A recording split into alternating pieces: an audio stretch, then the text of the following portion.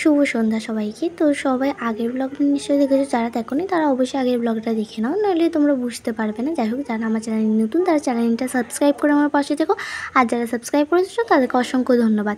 আর এই হলো আমার মামার বাড়ি। মামার বাড়ির গেটের সামনেই দেখো রামের একটা লাইটিং করেছিল বিরাট বড়। আর এই হলো শিব ঠাকুরের মন্দির।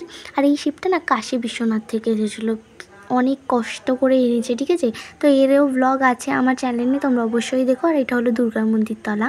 তো যাই হোক, আমি মা আর বনি এখানে ঘুরতে এসেছিলাম। মা প্রায় 5 বছর বলবো না, প্রায় অনেক বছর পরেই এসেছে। তারপরে আর কি দেখলাম এখানে ঠাকুর আনতে যাচ্ছিলো। ঠাকুর আনতে যাওয়ার সময় না ভ্যানে না একটা ফুলের খুব সুন্দর একটা সাজিয়েছিলো, এখানে নাকি মা আসবে।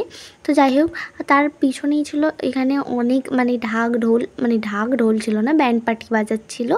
আর আমার তো ব্যান্ড পার্টি ভীষণ ভালো লাগে। তার পাশেই একদম বক্স ছিল, আর বক্সটা এত গাঁ গাঁ করে চলছিল কী বলবো। আর বক্সটা না সাংঘাতিক লেভেলের, এত বড় বক্স তোমাদেরকে কি বলবো।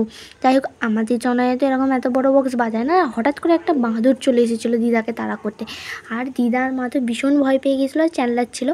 তারপরে দেখি এটা সংসার দিয়েছে, ঠিক আছে। তারপর বাঁদরটা আর কি আমার পায়ের কাছে আসছিলো, আমি আর বড় মিমি দাঁড়িয়েছিলাম এখানে। তারপর আমার বোন তো ভয় পেয়ে একদম কোণে ঢুকে গেছিলো, ওকে ভয় দেখাতে গিয়েছিলো। তারপর আর কি বাঁদরটা কিন্তু ভীষণ ভালো সেজেছে, আর ভীষণ ভালোও লেগেছে, বেশ ভালো ভয় দেখিয়েছে। তারপরে কি ওর পিছনেই সবাই ঘুরছিলো। আর ওদের ঘোরার পর শেষের দিকে দেখলাম একটা টেডি বিয়ার যাচ্ছে। ও বাবা, এই হলুদ কালার টেডি বিয়ার তো পাত্তাই দিল না, বাট পিছনের টেডি বিয়ারটা কিন্তু হাই করেছিল আমাকে, আমার সেটা ভীষণ ভালো লেগেছে। তারপর সবাই এখানে এত ভিড় করেছিল কি বলবো। তারপরেই আমি ভাবলাম সব শেষ। তারপর দেখছি গোপাল ভাঁড়, এখানে আমি বলছিলাম এটা গোপাল ভাঁড়, গোপাল ভাঁড় না তাকিয়েই চলে যাচ্ছিলো।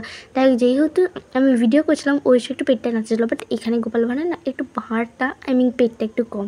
যাই হোক, ও অনেক রসিকতা করছিলো, দিদাকে ফ্লাইং কিস দিচ্ছিলো, মাকেও দিয়েছে এখানে। তারপরে আর কি আমাকে কিরকম সাংঘাতিক লেভেলের দেখছিলো দেখো, আমি তো ভীষণ ভয় পেয়ে গেছি। তারপর আমাকে হাই করলে আর চলে গেল ভয় পেয়ে। তারপর আরেকটা পিঙ্কি কালারের একটা টেডি বিয়ার এসেছিলো, এই তো একদম নিজের মত্তেতেই ছিল। তার কিছুক্ষণ পরেই আর কি ঢাক ঢোল বাজিয়ে মা চলে এলো, আর ভীষণ ভালো লাগছিলো। কিন্তু আমি না ঢাকি খুঁজছিলাম, তারপরে দেখছি ব্যান্ড পার্টি বাজছিলো।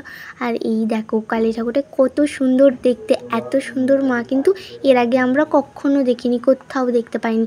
তারপরে বক্সেতে লাইটিংগুলো যা পড়ছিলো না, চোখ খারাপ হয়ে যাচ্ছিলো, সত্যি বলছি। আমি তো ভিডিওতে দেখতেই পাচ্ছিলাম না। তারপরে আর কি আমি একটু মস্তি করবো বলে বোনেদেরকে নিয়ে আর কি বক্সের সামনেই চলে যায়, বাট এত গরম কি বলবো, এরা তো নাচতেই চাইছিলো না। তারপর আমি যে বলছি চল নাচা যাক, আমার বোন বলছে দিদি হয়ে যাক এক পাল্লা নাচ।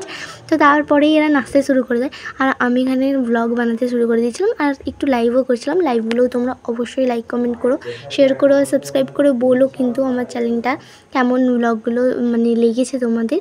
আর অবশ্যই আরও সুন্দর সুন্দর ব্লগ দেবো। আর এই দেখো মা পুরো নৈহাটির বড় মার মতো দেখতে ছিল, আমার কিন্তু ভীষণ ভালো লেগেছে। তোমরা অবশ্যই আমার চ্যানেলটাকে সাবস্ক্রাইব করে পাশে থেকো। দেখা হচ্ছে তোমাদের সাথে নেক্সট ব্লগে।